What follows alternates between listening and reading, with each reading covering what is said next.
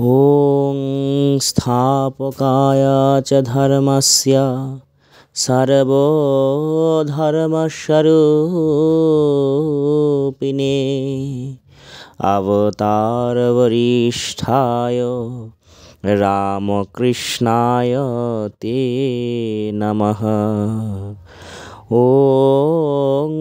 भगवते শ্রীরামকৃষ্ণায় নমঃ।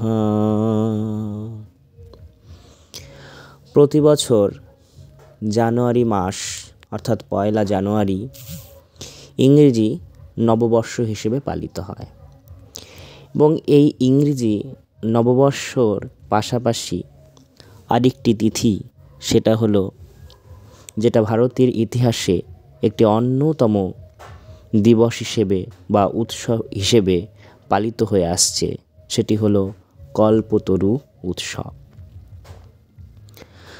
ঠাকুর রামকৃষ্ণ পরমহংসদেব যখন দুরারোগ্য গলার ক্যান্সারে আক্রান্ত হন, তখন তার সেই রোগকে কিছুটা নিরাময় দেবার জন্য ঠাকুরকে নিয়ে আসা হয় উত্তর কলকাতার এক বাগান বাড়িতে, যেটি কাশীপুর উদ্যানবাটি নামে পরিচিত।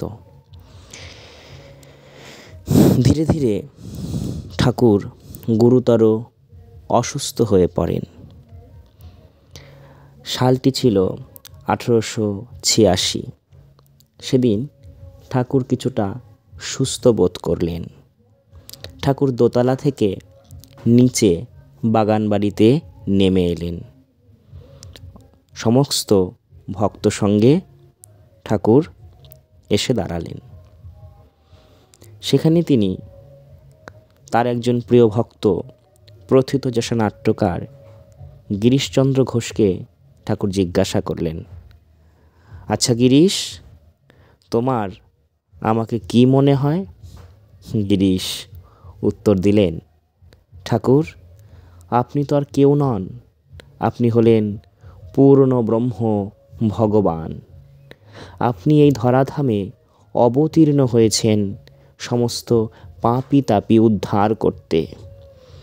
ঠাকুর তখন বলছেন, তোমাদের চৈতন্য হোক, তোমাদের চৈতন্য হোক, তোমাদের চৈতন্য হোক। ঠাকুর সেদিন কল্পতরু হয়ে ভক্তের মনোবাঞ্ছা পূর্ণ করলেন। সমস্ত ভক্তের মনের ইচ্ছা তিনি পূর্ণ করলেন। সেই দিন থেকে অর্থাৎ 1886 সালের 1 জানুয়ারি এখনো পর্যন্ত কল্পতরু দিবস হিসেবে ভারতের ইতিহাসে দিনটি স্মরণীয় হয়ে আছে এবং প্রতি বছর এই দিনটি কল্পতরু উৎসব হিসেবে পালিত হয়ে থাকে।